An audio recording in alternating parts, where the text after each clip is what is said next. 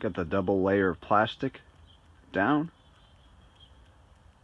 So there's an space of air between the outside plastic and the inside plastic on the east and west ends.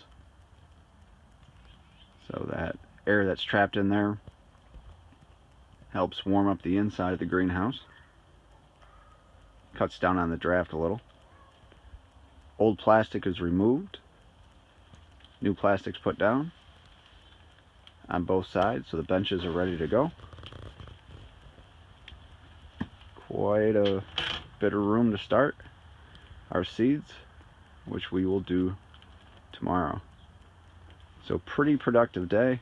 Still some pails to get out. Straightened up quite a bit.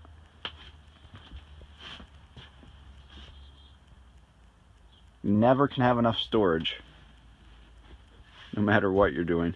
If you want to call it farming, you want to call it homesteading, just can never have enough storage. Alright, thanks for watching.